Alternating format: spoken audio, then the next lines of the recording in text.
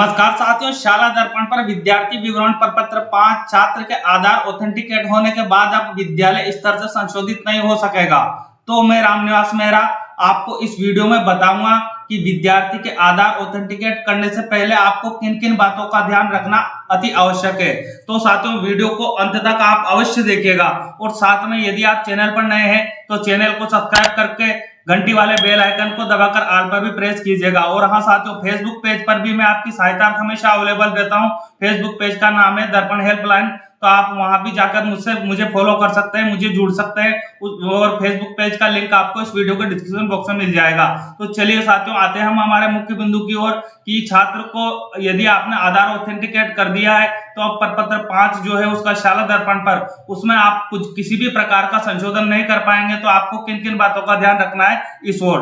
तो सबसे पहले आपको मैं लेके चलता हूं अपने कंप्यूटर की स्क्रीन पे, जहां आपको बताता हूं कि आपको किन किन बातों का ध्यान रखना है। सबसे पहले आपको आपके विद्यालय को लॉगिन कर लेना है। इस तरह का डैशबोर्ड आपके सामने आता है। अब आपको यहाँ एक ऑप्शन मिलता है विद्यार्थी, आपको इस पर क्लिक करना है। उसके बाद आपको यहाँ मिलेगा प्रपत्र 5, जहां मेरा कर्सर जा रहा है आपको वहां क्लिक करके देखना है।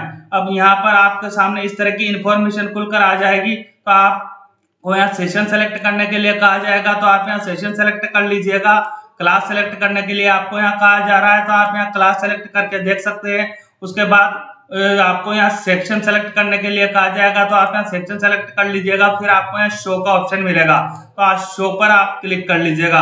अब साथियों, आपको यहाँ देखना है कि सबसे पहले आपको यहाँ डिटेल क्या क्या मिलती है। आपको ध्यान किन किन बातों का रखना हो, यहीं से शुरू होता है। सबसे पहले आपको बच्चे का एसआर नंबर ध्यान रखना है, क्योंकि आपका यहाँ जो एसआर नंबर दिखाई दे रहा है वो बच्चे का, प्रत्येक बच्चे का उसके नेम के सम्मुख आपको यहाँ एसआर नंबर दिखाई दे रहा है। तो आप जब भी विद्यार्थी का आधार ऑथेंटिकेट करें उससे पहले बच्चे का एसआर नंबर जरूर मिलान कर ले, क्योंकि अगर एक बार आधार ऑथेंटिकेट हो गया तो आप यहाँ एसआर नंबर में आप किसी भी प्रकार का संशोधन नहीं कर पाएंगे। तो आपको आपके एसआर रजिस्टर को अवश्य मेंटेन रखना है और बिल्कुल ध्यान रखना है विद्यार्थी का एडमिशन करते टाइम। और उसके बाद आता है बात करें हम तो स्टूडेंट की यूनिक आईडी यहाँ पर जो दर्शाई गई है, इस यूनिक आईडी को तो आपको विद्यार्थी के रजिस्टर में जो आपकी छात्र उपस्थिति पंजिका है उसमें आपको दर्ज कर लेना है, क्योंकि जो भी सम्मेलनकर्ता अधिकारी हमारे विद्यालय में आते हैं विद्यार्थी की एनआईसी आईडी आपसे पूछते हैं। तो आपको इस बात का ध्यान रखना है कि जो ये एनआईसी आईडी है विद्यार्थी की उपस्थिति पंजिका में ही आपको रख लेनी है। उसके बाद विद्यार्थी का नेम का तो आपका ध्यान रखना ही है, क्योंकि अगर नेम सेम नहीं होगा तो आधार ऑथेंटिकेट नहीं होगा। तो आपको नेम की इतनी चिंता करने की आवश्यकता नहीं है।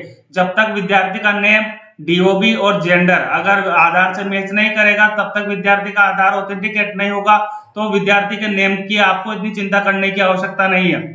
परंतु आपको यहाँ ध्यान रखने की बात यह है कि फादर और गार्जियन का नेम, आपको फादर और गार्जियन का नेम चाहे आधार पर अलग लिखा हो तो तब भी आधार ऑथेंटिकेट हो जाता है। आपको इस बात का ध्यान रखना है। तो आपको विद्यार्थी के पिताजी का नाम, मैं शॉर्ट में कहूं तो जिस भी विद्यार्थी का आप आधार ऑथेंटिकेट कर रहे हैं उनके पिताजी का या गार्जियन का नेम का आपको आवश्यक रूप से ध्यान रखना है कि जो नाम उनका सही नाम है वही आप नाम यहाँ दर्ज करें, अन्यथा आप इसमें यहाँ संशोधन नहीं कर पाएंगे। उसके बाद आगे हम आते हैं तो विद्यार्थी की मदर का नेम भी आपको यहाँ मिलता है इसी प्रपत्र में। तो आपको जब एडमिशन करते हैं तो मदर का नेम का भी आपको आवश्यक रूप से ध्यान रखना है। और शाला दर्पण पर आप विद्यार्थी का जो मदर का नेम एंटर करते हैं, चाहे स्पेलिंग हो चाहे स्पेस की समस्या हो, सब कुछ आपको ध्यान रखना है, क्योंकि साथियों ये छात्र के भविष्य का सवाल होता है कि उसके फादर का और मदर का नेम बिल्कुल सही होना चाहिए। तो आपको मदर का नेम भी आपको ध्यान रखना है और ध्यान पूर्वक शाला दर्पण पर एंटर करना है। उसी के बाद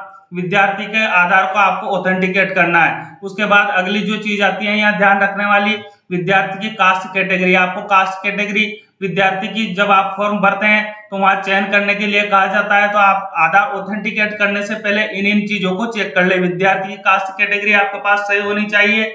और रही बात जेंडर की, तो जेंडर तो ऑटोमेटिकली जो आधार पर होगा सही होगा तभी आधार ऑथेंटिकेट होगा। और डीओबी की बात रही तो डीओबी भी आधार पर मैच करेगी। 3 चीज आधार पर विद्यार्थी की मेल खानी चाहिए, विद्यार्थी का नेम, विद्यार्थी की डीओबी, विद्यार्थी का जेंडर। ये 3 चीज अगर मिल जाती है तो विद्यार्थी का आधार ऑथेंटिकेट हो जाता है। तो साथियों यहाँ सार रूप से मैं आपको बताना चाहता हूँ कि जिस भी बच्चे का आप आधार ऑथेंटिकेट करें उसका आप एसआर नंबर एसआर रजिस्टर से मिलान कर ले, उसके पिताजी का नेम आप एसआर रजिस्टर नंबर से मिलान कर ले, उसकी माताजी का नेम का मिलान आप एसआर रजिस्टर से करें, उसकी कास्ट कैटेगरी का नेम आप एसआर रजिस्टर से मिले और उसके उपरांत ही आप आधार ऑथेंटिकेट करें। उम्मीद है साथियों जानकारी आपको अच्छी लगी होगी, और जानकारी आपको अच्छी लगी हो तो ये जानकारी हमारे अन्य साथियों तक भी पहुंचाइएगा, क्योंकि अभी हमारे बहुत से साथियों को ये पता नहीं है कि जब आप आधार ऑथेंटिकेट कर देंगे उसके बाद प्रपत्र 5 में आप अब संशोधन नहीं कर पाएंगे। पहले हम प्रपत्र 5 में संशोधन कर पाते थे, चाहे आधार ऑथेंटिकेट हो जाए विद्यार्थी का या जन आधार में ऑथेंटिकेट हम कर दें फिर भी प्रपत्र 5 में संशोधन हो जाता था, परंतु अब आप आगे भविष्य में संशोधन नहीं कर पाएंगे। तो इस वीडियो को हमारे अधिक से अधिक साथियों तक पहुंचाए ताकि इस वीडियो का लाभ उनको मिल सके, और जो मैंने मार्गदर्शन आपको दिया है या संबलन इस वीडियो के माध्यम से दिया है वो संबलन उन साथियों को भी मिल सके। मिलते हैं साथियों इसी तरह के अहम अपडेट के साथ, तब तक के लिए जय हिंद जय भारत।